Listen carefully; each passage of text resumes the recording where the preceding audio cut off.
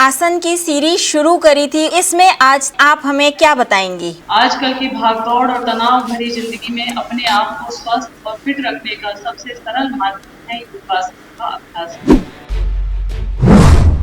जिनको पेट बढ़ा हुआ है, आगे से पेट घटाना है, वो इस आसन का अभ्यास 5 से 10 बार तक करें।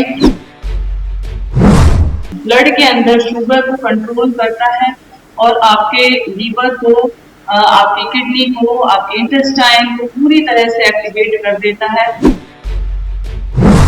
गोमुख आसन आपके हार्ट के लिए, आपके लीवर के लिए, गुर्दों के लिए, किडनी के लिए बहुत अच्छा है। नमस्कार, D5 चैनल हिंदी देख रहे दर्शकों का मैं वंदना स्वागत करती हूं। आज एक बार फिर हम जुड़े हुए हैं डॉक्टर विजाता आर्य जी से। डॉक्टर विजाता आर्य, आपका बहुत बहुत स्वागत है हमारे इस प्रोग्राम में। नमस्ते वंदना जी। डॉक्टर विजाता, जो हमने आसन की सीरीज शुरू करी थी उसका आज तीसरा एपिसोड है, तो इसमें आप हमें क्या बताएंगी? आसनों की इस तीसरी सीरीज की श्रृंखला में आज हम 3 आसनों का अभ्यास और करेंगे और ये 3 आसन बहुत ज्यादा इम्पोर्टेंट हैं, बहुत महत्वपूर्ण हैं। इसमें जो पहला आसन है हमारा, वो है पश्चिमोत्तान आसन। सबसे पहले आप पैरों को फैला के बैठ जाएं। इस आसन के बारे में थोड़ी सी जानकारी आपको दे दूं कि इस आसन को शिव का फेवरेट आसन कहा जाता है। शिव संहिता से लिया हुआ ये आसन है और इसको उग्र आसन भी कहते हैं, क्योंकि इसके बेनिफिट बहुत ज्यादा हैं, असंख्य हैं। इसलिए इसको शिव का सबसे ज्यादा प्रिय आसन भी कहा जाता है। आजकल की भागदौड़ और तनाव भरी जिंदगी में अपने आप को स्वस्थ और फिट रखने का सबसे सरल माध्यम है योगासन का अभ्यास। तो ये 12 आसन जो आपको इन सीरीज के माध्यम से करवाए जा रहे हैं, प्रतिदिन 3 आसन का अभ्यास आप शुरू करेंगे। धीरे धीरे पहले हफ्ते 3 आसन करें, सेकेंड वीक फिर 3 करें, फिर 3 करें। इस तरह से 4 हफ्ते में आप 12 आसन कर सकते हैं। और जरूरी नहीं है कि आप बहुत ज्यादा आसनों का अभ्यास करें। आप पर्टिकुलर अपनी सहूलियत के अकॉर्डिंग, अपने रूट के अकॉर्डिंग आप 3 आसन, 6 आसन, 12 आसन तक अभ्यास इसको कर सकते हैं। धीरे धीरे बढ़ाएं अभ्यास को, एकदम से स्टार्टिंग में ज्यादा आसन नहीं करने, क्योंकि बॉडी हैबिचुअल नहीं होती है, आदत नहीं होती है। तो धीरे धीरे सहजता के साथ अभ्यास करें। सबसे पहले पैरों को खोल लेंगे, सीधे बैठ जाएंगे दंड आसन में। Back straight, leg straight, Paschimottan आसन। श्वास भरते हुए धीरे धीरे हाथों को ऊपर लेकर के जाएंगे। श्वास पूरा भरेंगे, छाती को ऊपर फुलाएंगे, हाथों को बिल्कुल स्ट्रेट रखेंगे। श्वास निकालते हुए धीरे धीरे आगे की ओर झुकेंगे। अगर आपको सीवियर बैक में पेन हो तो इस आसन का अभ्यास ना करें और धीरे धीरे आप पैर के अंगूठे को ग्रिप बना के पकड़ लेंगे और जितना हो सके उतना आगे की ओर झुकने का प्रयास करेंगे।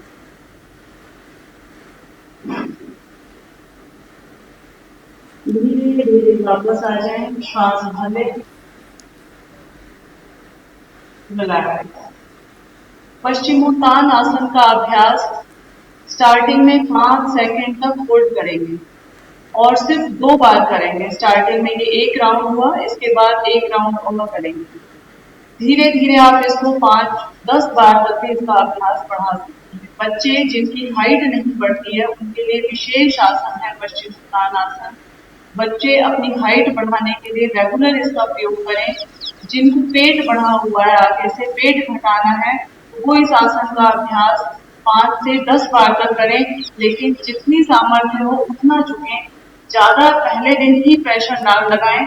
थोड़े दिन के बाद 5-7 दिन आपको परेशानी होगी इस आसन को करने में, क्योंकि उग्र आसन है और वो ही कहते हैं कठिन है, जो थोड़ा टफ है।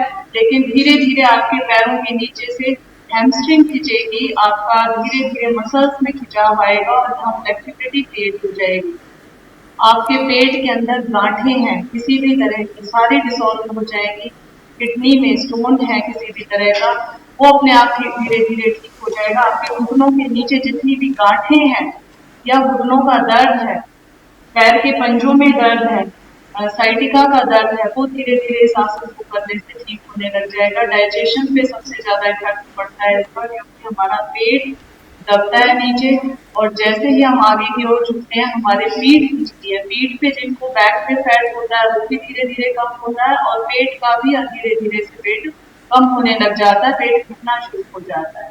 तो पश्चिमोत्तान आसन बहुत अच्छा आसन है, बहुत ज्यादा बेनिफिशियल आसन है। आप इसका रेगुलर प्रयोग करें, लेकिन जिनको सीवियर बैक की प्रॉब्लम है, स्लिप डिस्क की प्रॉब्लम है या गर्भवती महिलाएं हैं, वो इस आसन का अभ्यास ना करें। बल्कि ये निचले हर्निया में भी अच्छा रहता है, जिनको हर्निया की प्रॉब्लम रहती है वो भी इस अभ्यास को कर सकते हैं। सेकंड आसन का अभ्यास हम करेंगे वक्रासन।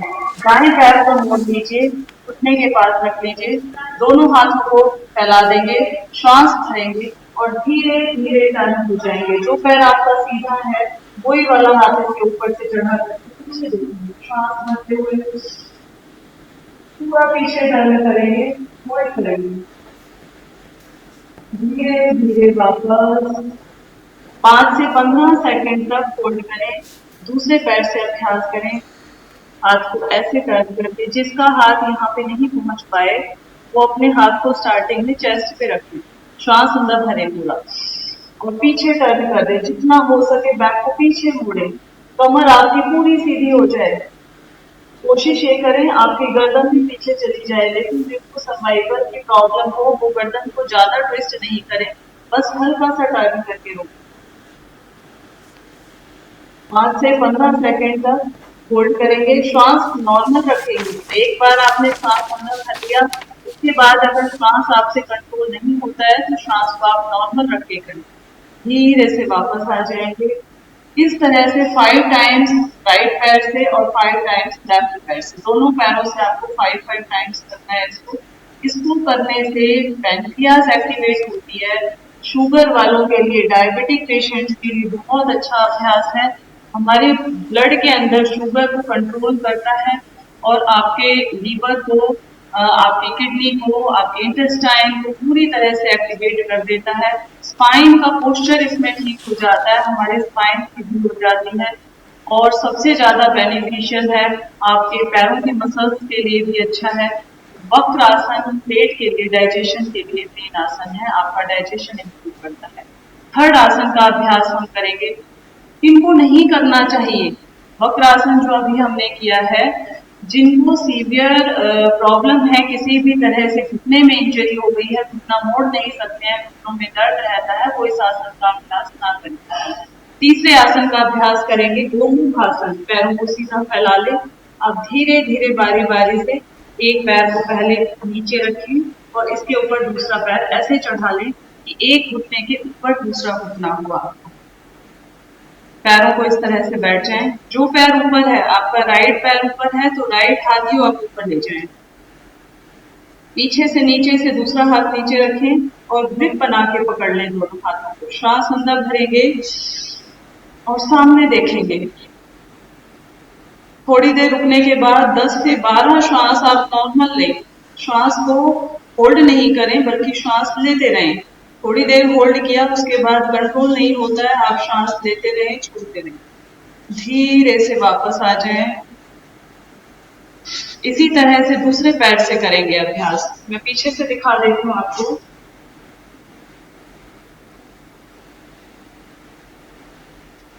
श्वास को पूरा अंदर भर लें।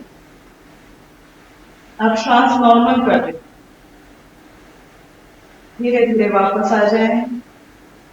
स्टार्टिंग में अगर आपके हाथ पीछे पहुंचने में दिक्कत हो तो आप कोई हैंकी लेकर के, कोई छोटा टॉवल लेकर के उसको पीछे रखें और दोनों हाथों से पहले टॉवल के साथ पकड़ लें, फिर धीरे धीरे अभ्यास करें। गोमुख आसन आपके हार्ट के लिए, आपके लीवर के लिए, गुर्दों के लिए, किडनी के लिए बहुत अच्छा है और जिनको अस्थमा की प्रॉब्लम है उनके लिए बहुत अच्छा है, क्योंकि इससे आपका रेस्पिरेटरी सिस्टम बहुत अच्छा हो जाता है, आपके हाथों की मसल्स बहुत अच्छी हो जाती हैं। सर्वाइकल है, स्पॉन्डिलाइटिस है, उनके लिए बहुत अच्छा है। साथ में पैरों की मसल्स को ठीक करता है, साइटिका पेन के लिए बहुत अच्छा है। सावधानियां, लेकिन जिनको घुटनों में दर्द सीवियर है या जिनको सर्वाइकल की प्रॉब्लम भी सीवियर है और हाथ ऊपर उठाने में फ्रोजन शोल्डर है, प्रॉब्लम होती है, वो भी इस अभ्यास को ना करें या धीरे धीरे किसी योग शिक्षक की देख में करें। तो ये 3 आसनों का अभ्यास आज आपको बताया है। इन 3 आसनों के माध्यम से आप बहुत सारे रोगों को दूर कर सकते हैं। ये किस उम्र में शुरू किए जा सकते हैं या कभी भी कर सकते हैं शुरू? बहुत अच्छा क्वेश्चन है आपका। आसन करने की कोई उम्र नहीं होती। हर उम्र का व्यक्ति, बच्चा, बूढ़ा, जवान, हर परिस्थिति में आप आसन कर सकते हैं।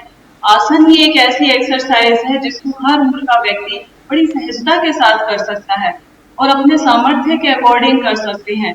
जो आसन जिस वेरिएशन में नहीं होता है उसको आप वेरिएशन चेंज करके कर सकते हैं। जैसे मैंने अभी बताया कि वक्रासन में अगर हाथ आपका नीचे तक नहीं पहुंचता तो हाथ को ऊपर चेस्ट के पास रख ले। आपसे पश्चिमोत्तान आसन पूरा नहीं हो पा रहा है, आपसे अंगूठे पकड़ के हेड डाउन कर ले, तो उससे भी आपका पेट पे प्रेशर पड़ेगा और धीरे धीरे पेट कम होगा, डाइजेशन इम्प्रूव हो जाएगा। तो जो आसन जितना हो पाता है उतना जरूर करें, आप अपने सामर्थ्य के अकॉर्डिंग करें। हम हर उम्र का, हर अवस्था का व्यक्ति आसन जरूर करें, क्योंकि योगाभ्यास के द्वारा आप एंडोक्राइन सिस्टम को एक्टिवेट कर देते हैं। अंतःस्रावी ग्रंथियां पूरी तरह से एक्टिवेट हो जाती हैं और थायराइड है, पैंक्रियास है, लीवर है, ये सारा का सारा हमारे ऑर्गन्स धीरे धीरे अपने श्राव को कम करना शुरू कर देते हैं। हमारे मस्तिष्क के अंदर जब हम आसन करते हैं तो ऐसे श्राव उत्पन्न होते हैं जिससे हमें मानसिक शांति मिलती है। सबसे ज्यादा जो बेनिफिट योगासनों को करने का होता है वह तनाव हो, टेंशन, डिप्रेशन को दूर करते हैं, क्योंकि हमारे मस्तिष्क के अंदर से पीनियल ग्लैंड से एक श्राव निकलता है जो तनाव और टेंशन से हमें दूर करता है। लेकिन धीरे धीरे हम आसनों से दूर हो गए, लाइफस्टाइल हमारा ऐसा हो गया कि पूरा दिन भर खड़े खड़े काम करना है। ये सारे काम हमें थका तो देते हैं, लेकिन बॉडी के अंदर हमारे ना तो फ्लेक्सिबिलिटी क्रिएट हो पाती है, ना हम अपने आप को एनर्जेटिक फील कर पाते हैं। लेडीज किचन में खड़े खड़े काम करती हैं, पूरा दिन भर बच्चों की देखभाल करती हैं, ये सारे काम आपको थकाने वाले हैं। बॉडी को रिचार्ज करने के लिए, एनर्जाइज करने के लिए आपको योगासनों का सहारा लेना चाहिए, इससे आपका पूरा दिन तरोताजा बीते। खाने पीने में क्या कोई सावधानी रखनी चाहिए आसन जब करने हो तो? योगासन जब भी आप करते हैं तो आपको हल्का और सात्विक भोजन करना चाहिए। खाने में बहुत ज्यादा भारी खाना, हैवी खाना जो देर से डाइजेस्ट हो, जैसे कि मांस, मदिरा, नॉनवेज, इनसे तो हमेशा ही बहुत दूरी बना के रखना चाहिए। और तला हुआ, भुना हुआ, चटपटे, तेज, तीखे मसालों वाले खाने से दूर रहना चाहिए। बाकी आप सात्विक भोजन खा सकते हैं, घर में बना हुआ रोटी, सब्जी, फल, दूध, सलाद, इनका ज्यादा प्रयोग करेंगे तो आपको आसनों का अभ्यास ज्यादा मिलेगा। और सबसे ज्यादा जो मैं हर सीरीज में बात यही कहती हूँ कि आपका पेट खाली होना चाहिए जिस समय आप आसनों का अभ्यास करते हैं। सुबह उठ करके अभ्यास करेंगे, पेट को साफ करके, सुबह उठ के पानी पिया आपने 3-4 गिलास और उसके बाद पेट को साफ कर लिया। उसके बाद जब हम अभ्यास करते हैं आसनों का तो हमें सोने जैसा लाभ होता है, लाभ कई गुना ज्यादा मिलता है। लेकिन खाना खाने के बाद हमारा पेट में हैवीनेस फील हो जाती है। शाम को भी अभ्यास करें तो कम से कम 5-6 घंटे का गैप होना चाहिए। लेकिन सबसे बेस्ट जो टाइम होता है आसन करने का वो सुबह का होता है। थोड़े दिन आप एक टाइम शुरुआत करें योगासन करने की, फिर धीरे धीरे अभ्यास बढ़ता चला जाए तो सुबह शाम दोनों टाइम शुरू करें। इससे बॉडी में फ्लेक्सिबिलिटी बढ़ती चली जाएगी, शरीर के भीतर से विकार आपके धीरे धीरे निकलने शुरू हो जाएंगे। और आप सच मानिए, ये मेरा स्वयं का अनुभव है कि आपको शरीर में ऐसा अनुभव होगा कि हर समय उछलने का मन करेगा, आपका जंप करने का मन करेगा। ऐसे बिस्तर पे पड़े पड़े लेजीनेस तो आपको आएगी ही नहीं, आलस तो कभी सताएगा ही नहीं, पता ही नहीं चलेगा कि आलस क्या होता है। सुबह अपने आप 3-4 बजे आपकी आंख खुलनी शुरू हो जाएगी, क्योंकि ये जो योग है ये ऐसी साधना है कि जिसको हम करते हैं तो खुद ही अनुभव होता है, हमें स्वयं पता चलता है कि हमने क्या पाया है। तो आप भी कीजिए और अपने अनुभव मेरे साथ जरूर शेयर कीजिए। आज आपने जो 3 आसन बताए हैं, क्या उनको सभी लोग कर सकते हैं? महिलाएं, पुरुष और बच्चे सभी कर सकते हैं? हाँ जी, yoga for all, yoga for humanity. Yoga has a complete message for whole humanity. It has a complete message for our mind, body and soul. ये पूरी ह्यूमैनिटी के लिए है, पूरी मनुष्य जाति के लिए है।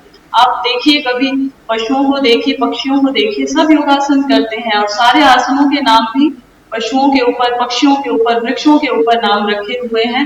तो या इसका मतलब सभी लोग योगासन का, सभी जातियां प्रजातियां योगासन करती हैं, मनुष्य को भी करना चाहिए। सुबह उठते ही सबसे पहले डॉगी है, ये downward dog pose, cat pose, सारे के सारे रैबिट पोज, ये सब नाम पशु पक्षियों के ऊपर है। ये सब एक्सरसाइज करते हैं, अपनी बॉडी को स्ट्रेच करते हैं, तानते हैं, खींचते हैं। तो हमको भी आसन करने चाहिए और हर उम्र का, हर स्त्री पुरुष बच्चे सभी के लिए है। कुछ प्रिकॉशंस होते हैं प्रेगनेंसी के टाइम पे, 3 महीने तक थोड़ा प्रिकॉशंस के साथ आप आसन करें। एक अलग से हम वीडियो बनाएंगे जिसमें प्रेगनेंसी में कौन कौन से आसन किए जाएं, कौन कौन से अवॉइड किए जाएं, उनके बारे में बताएंगे। लेकिन 3 महीने स्टार्टिंग के जब लेडी प्रेग्नेंट होती है उस टाइम बड़ा ही ध्यान से आसन करें या किसी योग शिक्षक की देख रेख में करें। जैसे जैसे आगे बढ़ता जाएगा धीरे धीरे तो हमें कम करते जाना है आसनों का अभ्यास। कुछ पर्टिकुलर आसन होते हैं पीरियड्स के टाइम पे 5 दिन हमको अवॉइड करने होते हैं सारे आसन। बाकी पेट की किसी की इंजरी हुई हो, बहुत ज्यादा ऑपरेशन हुआ हो, मेजर ऑपरेशन हुआ हो, तो उसके बाद भी 3 महीने 6 महीने रेस्ट करने के बाद शुरुआत करें। अल्सर है, हर्निया है, तो बहुत सावधानी से आसन प्राणायाम करें। और छोटी छोटी माइनर सी चीजें होती हैं, ये पेट पे ज्यादा प्रेशर डालने वाले आसन ना करें अगर आपको पेट में कोई तरह की परेशानियां हैं, अल्सर है, हड्डियां हैं। बाकी आप सभी आसन आसानी से कर सकते हैं, बस अपने सामर्थ्य के अकॉर्डिंग कीजिए। आप मध्यम सामर्थ्य वाले व्यक्ति हैं, उत्तम सामर्थ्य वाले व्यक्ति हैं या निम्न सामर्थ्य वाले व्यक्ति हैं, अपनी सामर्थ्य को देख करके धीरे धीरे बढ़ाना है। स्टार्टिंग में 1 बार 2 बार करें अभ्यास, हफ्ते में 1 बार कर लें, हफ्ते में एक टाइम करें, फिर धीरे धीरे दोनों टाइम करना शुरू कर दें। तो धीरे धीरे इसकी क्वांटिटी को बढ़ाते चले जाएं, लेकिन आसन हर व्यक्ति को करना चाहिए। आसनों का हीन योग और भोजन का अति योग आपको मोटापा दे देता है, और मोटापा आते ही थायराइड जैसी प्रॉब्लम शुरू हो जाती है, डायबिटीज शुरू हो जाता है। ये सारे लाइफस्टाइल डिजीजेस हैं और ये आती इसीलिए हैं क्योंकि हम लोगों ने अपने आसन प्राणायाम को छोड़ दिया है। तो आइए हम अपनी भारतीय संस्कृति के साथ जुड़े और आसन प्राणायाम फिर से शुरू करें। विजाता जी, आप हमारे साथ जुड़ी, आपका बहुत बहुत धन्यवाद। बहुत बहुत धन्यवाद वंदना जी, आपका भी। आसन की अगली सीरीज में आपसे फिर मुलाकात होगी, तब तक के लिए नमस्कार।